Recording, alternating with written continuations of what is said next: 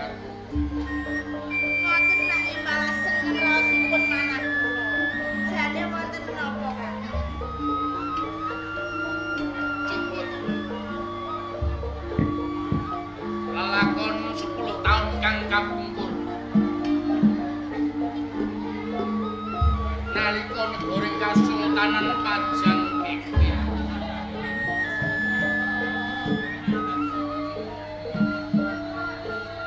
kersa dalem Sultan Hadiwijaya nganakake Giripaten. Sapa kang bisa nentremake negara Pajang? Bisa ngendarat cilik gedene merjaya riya penangsang Bupati Jipang Panulan bakal kaganjar siji bumi pati loro bumi ing alas Pentaok. Ing kono pun Kakang Nyaduni kalebu adimu penjawi.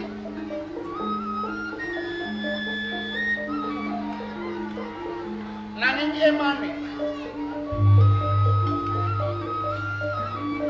nganti dina iki ganjaran kang wis dijanjekake arupa bumi ing alas Pentaok durung diwenehke karo Kakang. Emane bumi ing Pati wis ditampa dening adimu Penjawi. Lah iki lho sing dadi pikiran. Apa isih kurang nggon kula labuh tumrap Sultan Hadiwijaya? Apa kurang nggonku bekti ana ing Kasultanan Pajang? Kakang pemanah. Piye?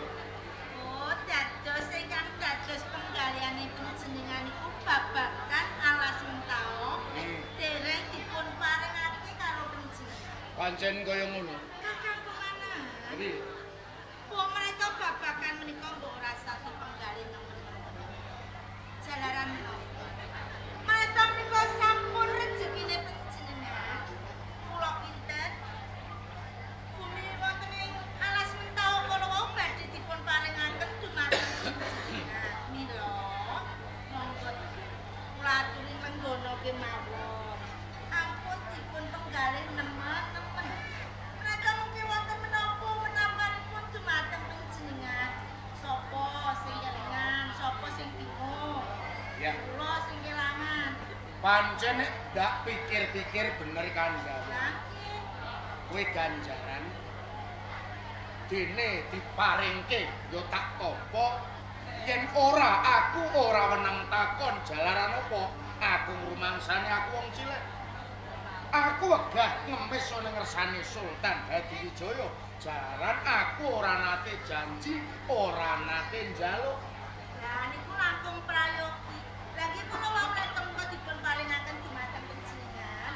Menika rezeki panjenengan. Assalamualaikum. Waalaikumsalam. Ana tamu ya.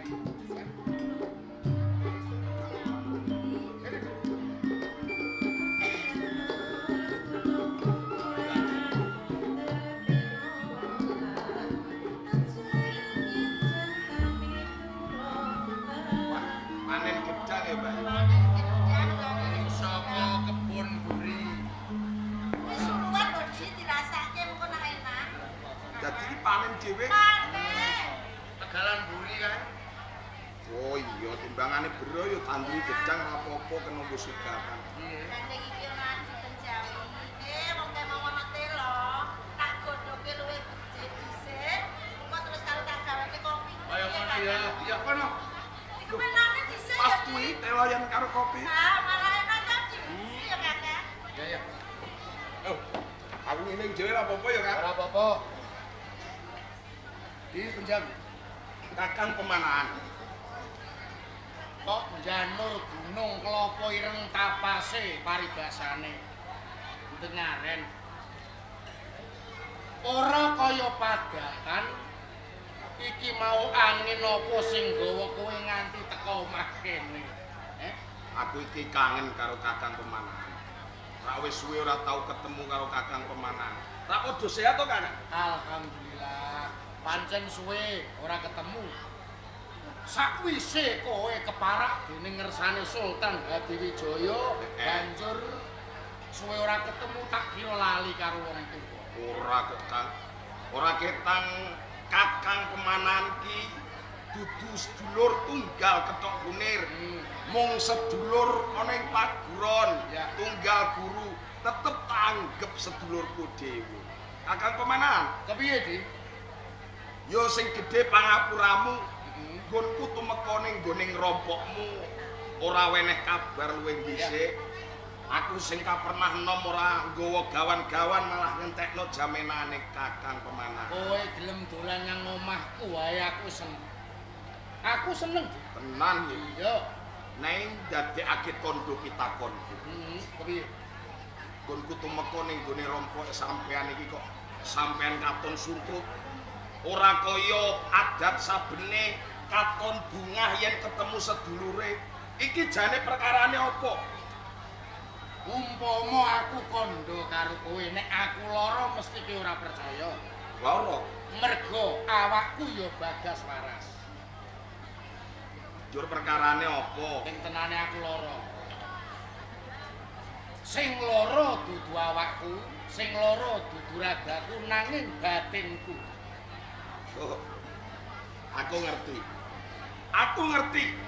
Najan to Kakang Pemanan iki bathuke kuwi ora ana tulisane, aku iso maca. Apa kengisen-isenane Kakang Pemanan? Ya. Kakang Pemanan gone mikir. Mesti rak perkara ganjaran kok. Ora luput, pancen bener. Nalika semono Yayi Sultan Hadiwijaya nganakake sayembara. Sapa sing bisa mupu sayembarane Yayi Sultan Hadiwijaya? Ora ana liya mung Kakang Pemanan dalah aku dhewe Penjawi. Bener. Satemah nampa ganjaran. Loro ganjarane Bumi Pati karo Bumi Alas Mentaok. Adimu Penjawi wis entuk Bumi Pati, nanging Kakang Pemanan durung entuk ganjaran wujuding Alas Mentaok. Mesti Kakang Pemanan mikirno perkara ganjaran kuwi. Pancen ora sisip. Ora sisip kandhang. Iki pirang-pirang dina nganti pirang-pirang pisoanan. Aku wegah sowan ana ing pajak. Laran apa? Yen aku sowan aku salah, nek aku ora sowan aku uga salah. Salahe apa? Salahe manggon ngendi? Nek aku ora sowan dinakwa aku saka guru keng. Singlar saka tanggung jawab. Nanging yen aku sowan mengko panyokro bawane Sultan Hadiwijaya aku isih ngame-ame ganjaran. Ing kamangka ya. Iya Kakak. Aku mau ngenteni dawuh Sultan Hadiwijaya. Arep diwenehke besok kapan waton wis ana dawuhe iki pun Kakang wis lega. Nanging nganti saiki babar pisan aku durung nampa dawuh. Ngelingono Kakang Pemanan. Kakang Pemanan iki wong dewasa, dudu bocah cilik. Sing kudune ngerti jeneng sedulurmu enom. Yayi Joko Tingkir ya karebet. Saiki wis dadi sultan ana ing Pajang. Iya. Jeneng sultan kuwi yo ribet, ora mikirno marang kowe dhewe, Kang. Mergo sedulure akeh, mergo kawulane akeh. Kasultanan Pajang kuwi negara kang gedhe. Lho bab perkara ganjaran kok ndadak ngenteni. Besok kapan pinaringan marang Kakang Pemanan? Ya ora bakal. Jeneng sultan kuwi ya lali. Kaya ngono. Nanging ngono, Piye, Kakang? mungkuh pinemuku. Ganjaran kuwi sing paring dawuh Sultan Hadiwijaya nalika semono. Bener. Ewosemono dhewekne wis nate janji. Aku durung nampa babar pisan. Aku ora mikirake bab ganjaran waton. Ganjaran pancen bener-bener ora nate dijanjekake marang aku. Gandeng dheweke mbiyen nate janji. Umpama diwenehke ya tak tampa, lamun ora aku ora bakal meksa. Jalaran aku ngrumangsani aku wong cilik. Dadi Kakang Pemanahan kondo nek diwenehno ya kok tampa. Iya, Ning nek ora diwenehno kowe ora dadi boyo pangopo. aku ora apa-apa jalaran aku ngrumangsani. Kakang Pemanahan, Tapi aku kok pengen jejak karo kowe, Kang. hmm, Aku pengen takon karo Kakang Pemanahan. takon apa? Umpama alas mentak diwenehno karo Kakang Pemanahan, Kakang Pemanahan gelem nampa apa ora? Yen pancen Hadiwijaya dawuh alas mentok diwenehke ya tak tampa.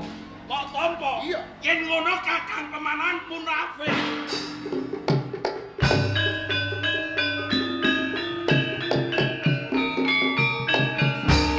Coba baleni pisan meneh durung cetha lek ku napa. Umpama ganjaran alas mentok diwenehno Yai Sultan Hadiwijaya marang Kakang Pemanahan. Kok tampa apa ora, Kang? Tak tampa. Yen ngono Kakang Pemanahan munafik.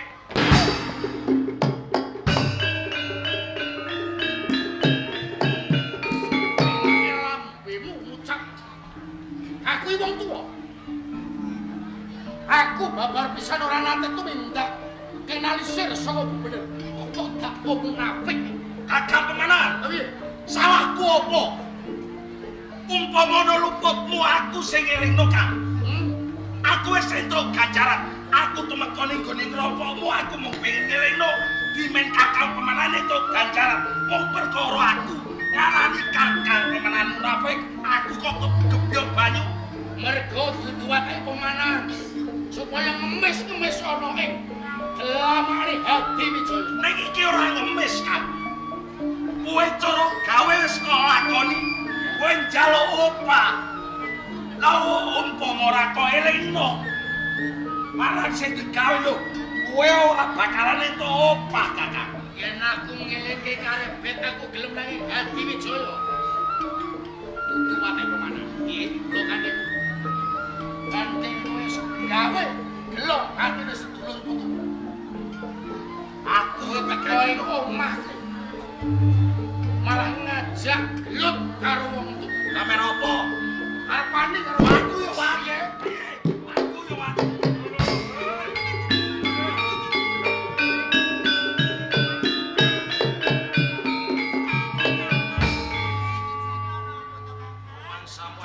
Aku ora wani. Ayo dirangkake pusakane. Sare Kakang. Ngono dirangkake. Jeneng wong wis padha tuwa-tuwa. Lho kok padha padudon, padha gegelutan. Iki jane iki perkarane iki apa? Umpama ana perkara iki ya kudune dirembug sing apik. Sampeyan pengen ngerti perkarane. Hmm. Niki, ana tamu kurang ajar ngene iki, adi penjawi iki. Kok bisa ngarani penjawi kurang ajar iki? Biasa. Dheweke niki mpun tamu. Kaperano, lho kok ngunekke wong tuwa munafik.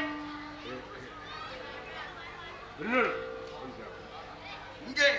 Kaya ngono kuwi ya tumindakmu kuwi ora. Lah kok saged? Aku ngarani sedulur tuwa kok munafik. Mongko jeneng munafik kuwi ala-alane manungsa. Kakang Juru Mertani. Nganti aku tumeka ana ing gone Kakang Pemanahan. Aku namu ning gone Kakang Pemanahan siji aku kangen.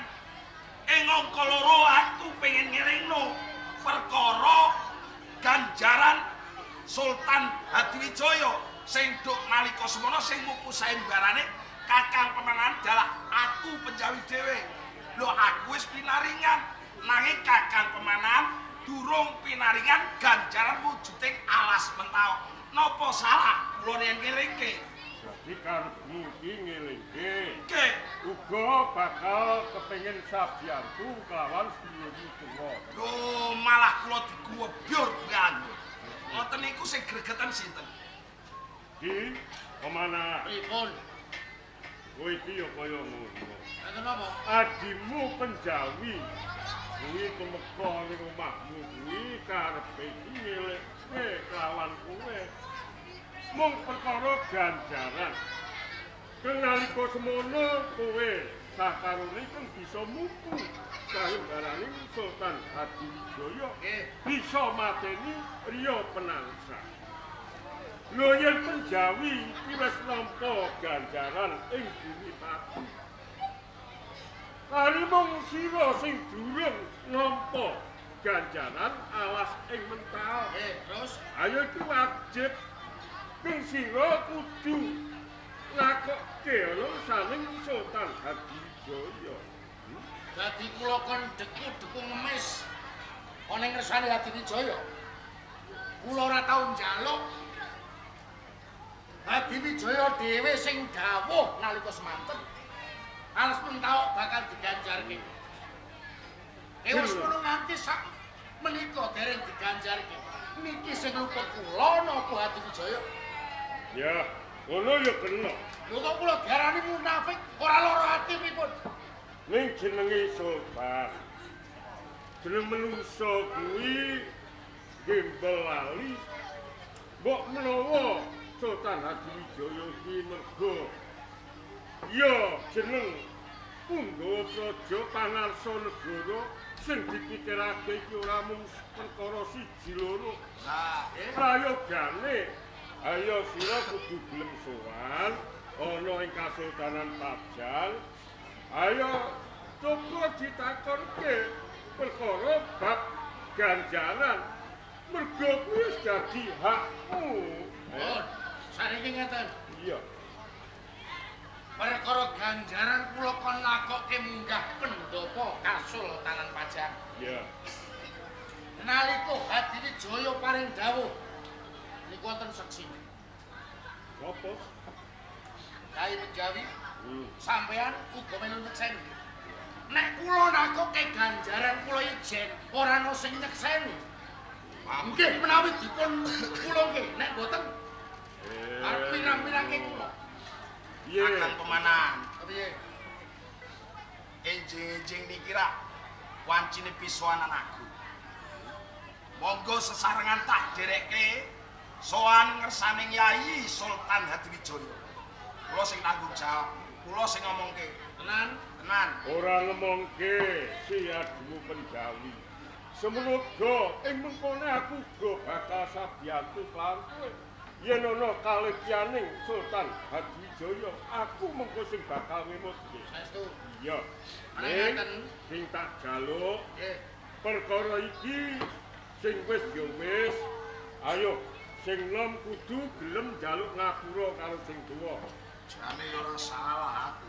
Ayo ora salah wis sedulur nom ya. Padha Penjawi yen karepmu kaya ngono prayogane kowe dhisik ana lagi. Ngoten. Mengko aku sing bakal sumusul karo kowe ing pendopo Kasultanan Pajang. Nek ngaten kepareng kula nyuwun pamit Kakang. Iya iya, ngaten. Kakang pemanan. saya dipenjari. Lagi silakan. Ya, kok tak susul. Assalamualaikum. Waalaikumsalam. Di pemanan, Kakang juru kados ayo dan tokoh-tokoh mengko bebarengan bangun kakang menuju ing Kasultanan Pajang. ngaten. Kula tak pamit bojo. Ya, tak ngerti ning juga. Nggih, ngerah. Wis ya. Derekaken kakak.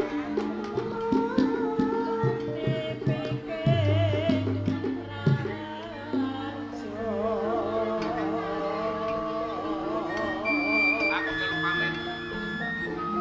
Muga-muga lungaku saka omah bali gawa. Kakak kemana? Panjang aku kok koyo. Wis jenengane ninggalake ning omah saiki arep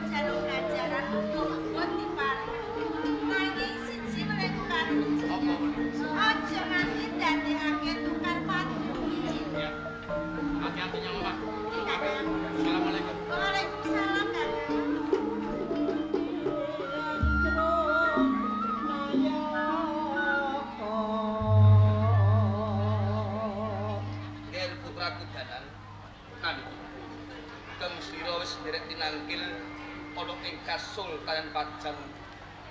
Apa kewajiban wis padha? Jadi buka sopan istri Kanjeng Rama. Jejiban kula dinten sakmenika sampun wonten karap. Namun boten kata lumpih ingkang putra ngaturaken sembah. Ya. Sun tampa wong puja Hastuting Rama kebak Tampanana ya. Kula tampi mugi dadosaken. Lungguh Kang Prayoga. Dan Mira Bumi, Bijih kula. pun Rama matur nuwun banget marang Kang Slira. Atase Kang Slira wong putra mantu ana ing Kasultanan Pajang. Ewa semono ora rirwa ing kewajiban. Saben-saben ana pasewakan agung Kang Slira wis nderek tinangkil. Apa kabeh putus rampung. Sedaya kemawan kula menika kaputra. Nenane naliti sedaya prajurit wonten ing Pajang. Menika boten wonten ingkang uji. Kaya ngono. Kewajiban kang becik direstekake ya. Kista kendal. Benawa ini malah Rama ngersakake palabuhan ira. Nalika Rama paring dawuh marang Kang Slira. Rama ngenani Bapak Karyan ingkang Kanjeng Rama sambaraken Ya. wontenipun kanan dalah klit. Kula kinten dantan ingkang suci jalaran saben-saben paring dawuh sedaya dawuh pangandikanipun Kanjeng Rama sampun kula tindakake. Namun sembah kula katur wonten andhap kaliyan dalem. Rama tampa wong puja Hastuting Rama kebak Tampanana. Saneting pamundi mugi dadosaken kegiatan sak Lungguh Kang Prayoga. namun wisuaken dawuh. Wangsul dengan dika Kakang Patih Pramancanegara. kula wonten dawuh Kyai Sultan. Ingsun ngersakake Purwamadya Usana nalika ingsun paring dawuh marang Kang Slira tumuju wonten ing Desa Lawen ana ngersane Kakang Pemanahan. Kados punika. Sedaya dawuhipun Nyai Sultan Hadiwijaya sampun kula estukake. Kula sampun pinanggih kaliyan Kakang Pemanahan. Menawi Kakang Pramancanegara sampun pinanggih dumateng Kakang Pemanahan, nanging kenging menapa? Kakang Pemanahan boten sowan wonten ing Pajang. Kakang Pemanahan katemben kemawon nandhang gerah Kyai Sultan. Kakang Pemanahan nembe kemawon nandhang gerah. Ngaten Nanging nuwun sewu Kakang Pramoco. Nalika ndika pinanggih dumateng Kakang Pemanahan, anggen panjenengan ngacarani kanthi layeh-layeh menawa kanthi lenggan. menika kanthi layah. Kanthi layeh-layeh. Ngaten. Menawi ngaten nyata-nyata saestu Kakang Pemanahan nembe kemawon nandhang gerah. Ngaten. Danang kali Mira Bumi lan kowe Benawa. Ayo bebarengan munggah ana ing lawean tuwi marang Kakang Pemanahan. Ayo. Assalamualaikum. Waalaikumsalam.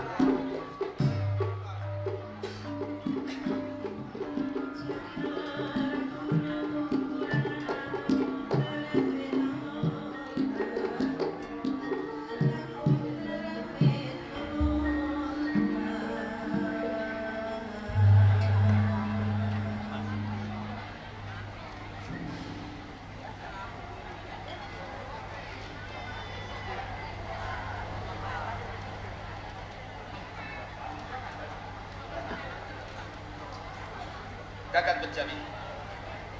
Yai Sultan Hadiwijaya. Sowanipun kok sareng kalian Kakang Pemanahan. Pangapuntenipun Yai Sultan. Nggih. Kantos kula kemawon minggah wonten ing pendhapi Kasultanan Pajang. Kula namung nderekaken dening Kakang Pemanahan. Oh. Kok kaya bocah cilik bae. Sowan dadak didherekake.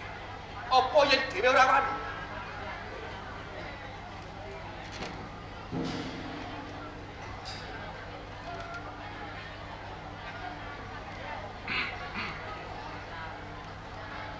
Sewu. Boten ateges kula boten pantun boten. Namung kemawon. Nggih awit saking Syadi Penjawi. Kula nembe purun sowan wonten ngersanipun Sultan Hadiwijaya wonten ing Pajang. Pancen sakawit kula lara. Nanging lara mboten raga kula, nanging lara batin kula. Palaka kemawon Kanjeng Sultan. Nggih. Lara ati kula perkawis ganjaran ing nalika semanten panjenengan dawuhaken. Siji Bumi Pati, loro Alas Mentawai. Bumi Pati sampun kaganjarake dhateng Syadi Penjawi. Nanging Alas Mentawai ngantos kalenggan menika. Kabar pisan kula dereng krungu kabar. Lajeng wusanane kados pundi? Oh. Perkawisipun Kakang Pemanahan menika gela ing penggalih jalaran menawi Kakang Penjawi sampun kula paringi Bumi Pati menawi Kakang Pemanahan dereng kula paringi Alas Mentawai. Terus umpami to kula dereng matur tertamtu ngerso dalem Yai Sultan pun pirsa perkawis meniki. Kakang Pemanahan boten kok ateges kula menika singklan. Jalaran monggo Kakang Pemanahan kuwatri menggalih kanthi tirtanipun kawicaksana. Boten kok ateges kula nyukengi ngukui Alas Mentawai boten, nanging Alas Mentawai menika wiyar tebanipun menawi dipun babat betahaken Prabeya ing boten sekedhik. Mila benjang menawi sampun titi wancinipun Alas Mentawai badhe kula paringaken Kakang Pemanahan. Monggo ngerso dalem Yai Sultan paring dawuh kados ngaten. Benjang menika kedah wonten dunungipun menawi sasi pinten sasi, menawi taun pinten taun, menawi windu pinten windu kula kedah enten. Kula mboten saged nemtokaken. Keng baku Alas Mentawai tetep badhe keparingaken dumateng Kakang Pemanahan. Menangaken cecok. Menawi boten selak batin panjenengan ngukui ganjaran wonten ing Alas Mentawai ibarate mut-mut gula krasa legi badhe manguntal sak wadhah. Yai Sultan Hadiwijaya.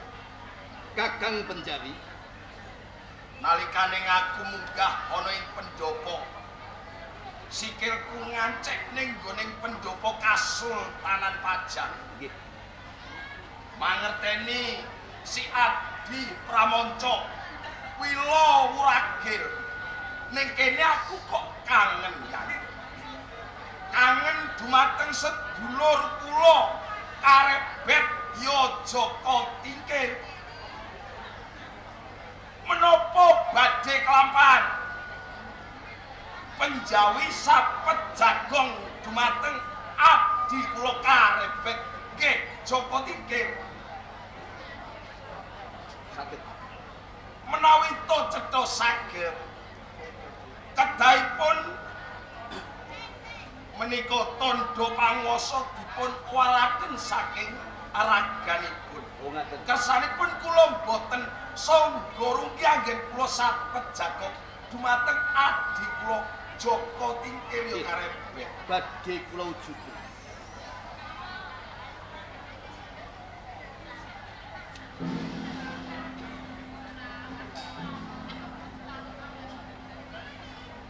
Adi karebet Joko Tingkir Kakang Penjawi sing kudune jeneng sira ngelingi duk nalika padha bebarengan manyeswa ana ing ngersane Ki Majastra ning gone banyu biru.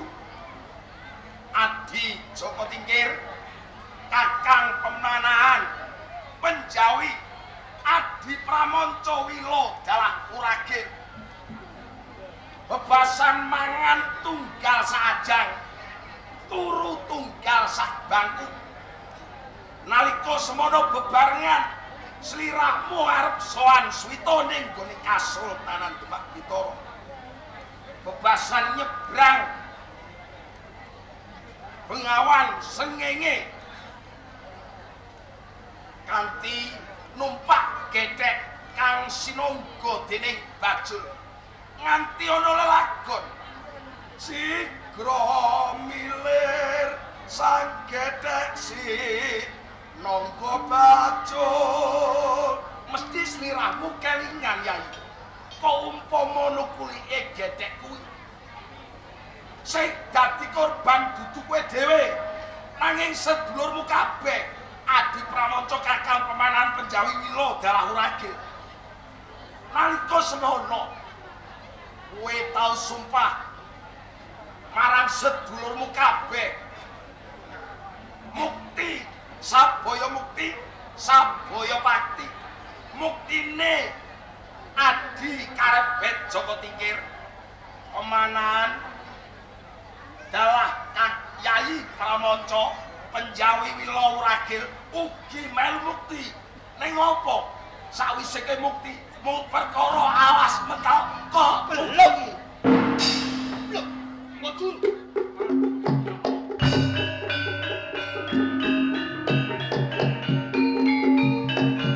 Pengen menapa Wajul timbul saking niki? Ya sadurunge aku jaluk pangapunten.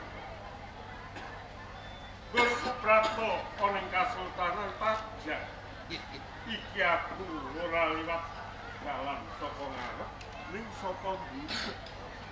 Tenane Sultan, kabeh mau aku go kepengin nyekseni anggon panjenengan bakal paring ganjaran bumi alas mentao lawan si Pemanahan.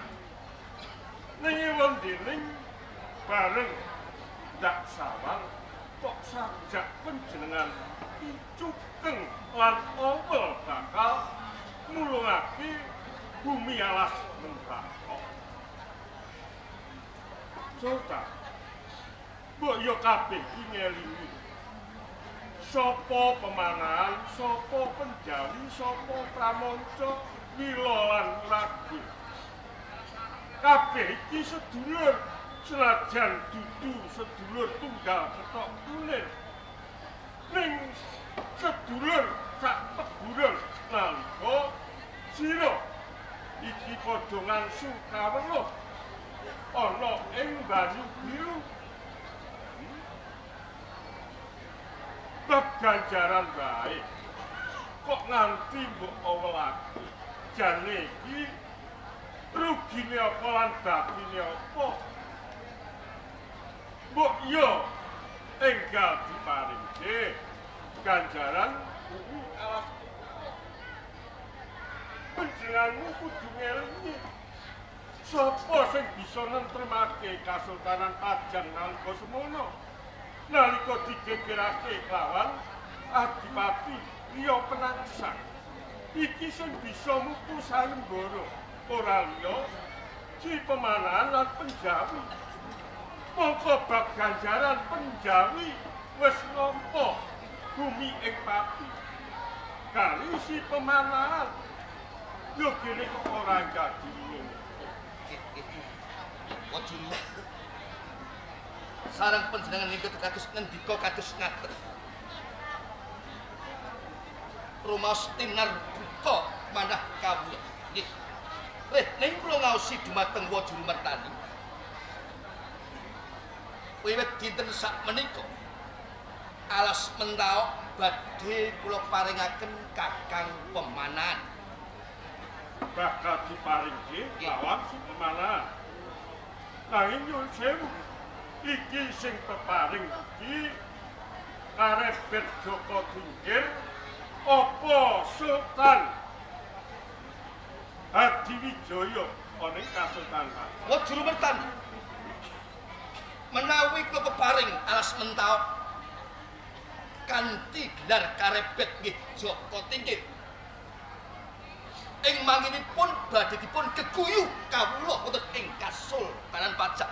Mila anggen kula paring ganjaran as mentawak kanthi gelar Sultan Hadiwijaya ing Pajak. Kaya ngono. Ya, yen ngono iki Pusaka Binarya panguwasa ana ing Kasultanan. Ngaten.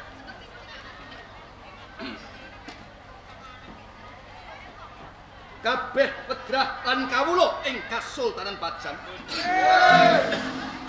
Kabeh padha anyekseni. Wiwit kalenggan iki alas mentawak tak paringake Kakang Pemana.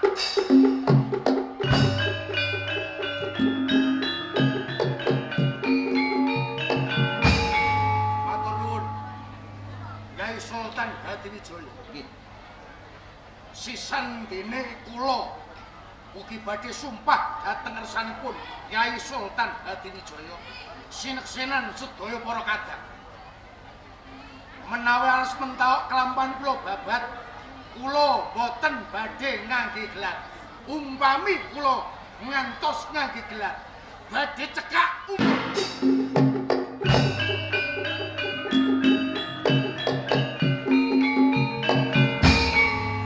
Nanging Kakang Pemanahan angin kados pundi.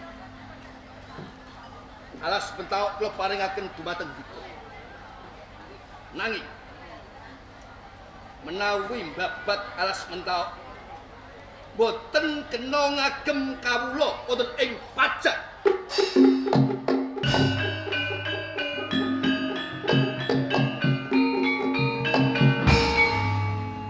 Menawi ngaten cethok. Cethok ibarat wong batik sampun ketinggal lengkrenganipun. Cethok yen sampeyan owel nguwalake ganjaran alas mentawak, ibarate sampeyan colke ndase manggondeli buntut nggih. Boten napa-napa. Nanging selawase pemanan ora bakal ngancike sikilane Pajak.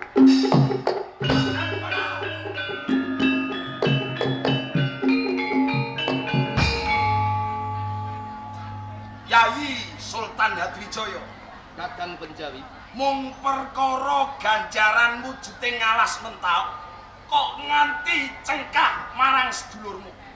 Yai, ngono iku jeneng menungso dakah, angah, angu kuwi barang kang melok. Tundone Yai Sultan bakal kasil.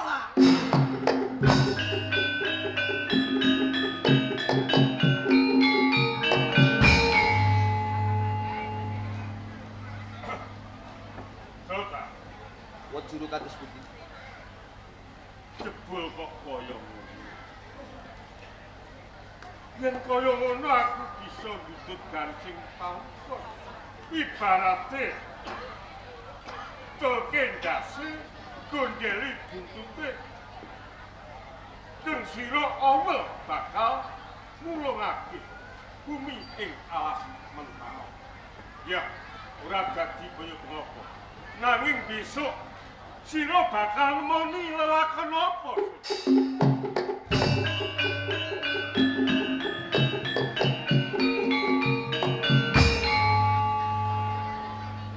Kakang Pramontonegoro sinten kemawon ingkang boten cocok tatanan wonten ing Kasultanan Pajak saged ninggalaken Pajak.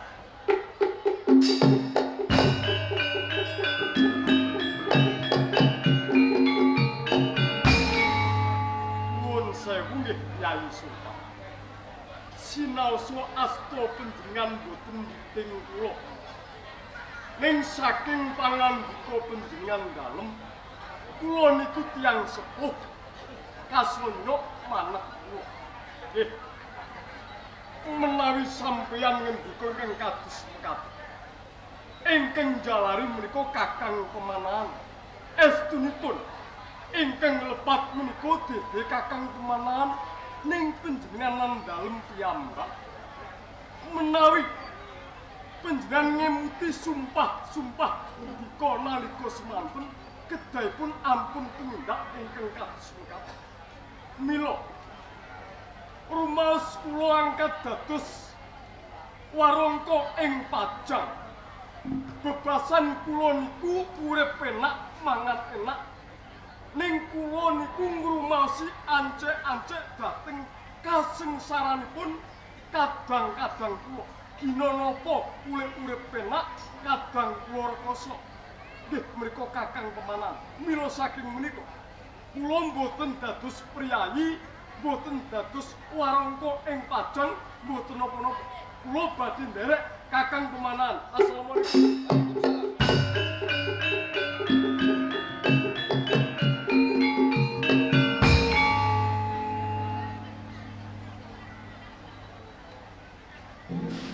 Danang.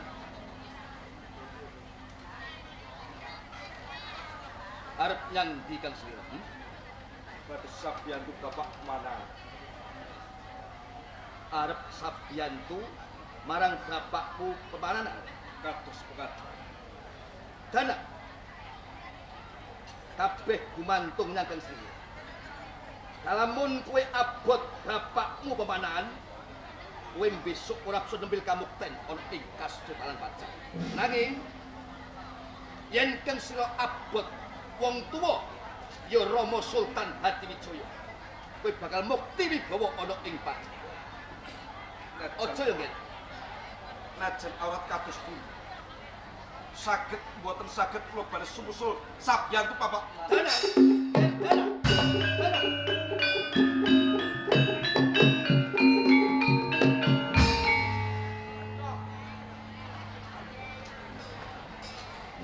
Menawa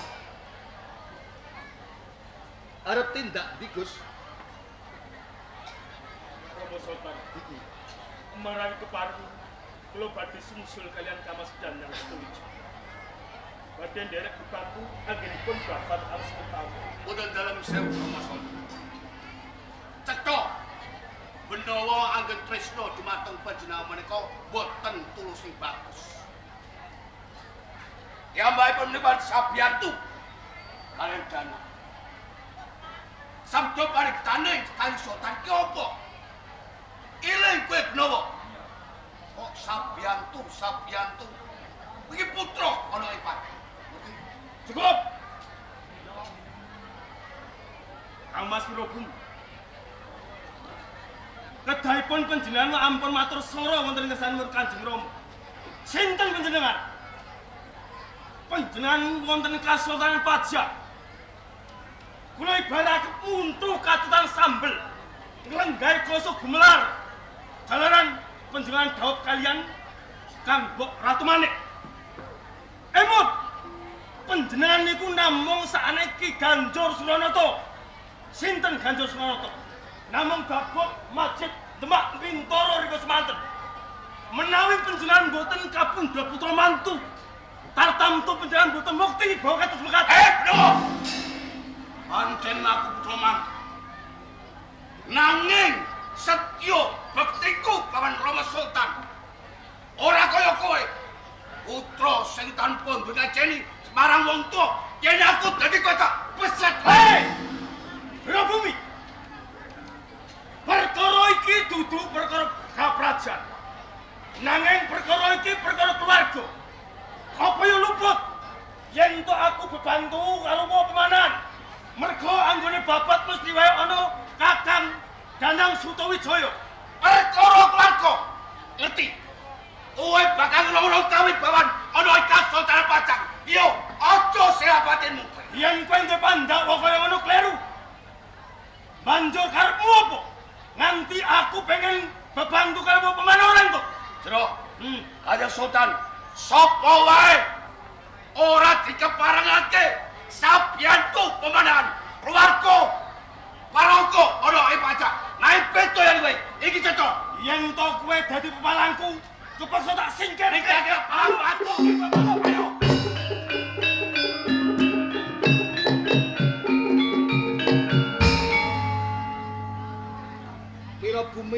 Benawa,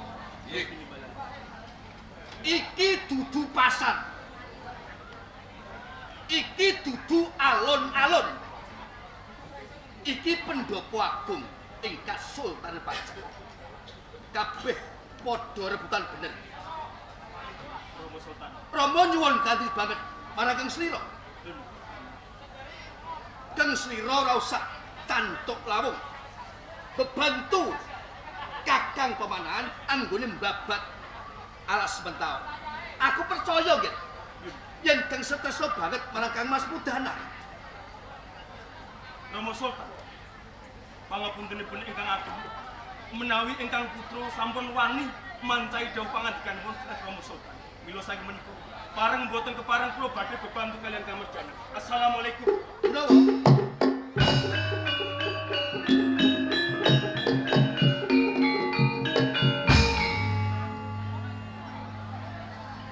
malah do minggat kabeh. Ya. Ira bumi. Weh ning Kang Slira putra mantuku sing tak tresnani. Awat-awatono Danang Benawa kalamun sabiyantu marang Kakang Pemanahan anggone mbabat tas menawa Purbawasesa ndak pasrahake marang Kang Slira. Dinten Pak.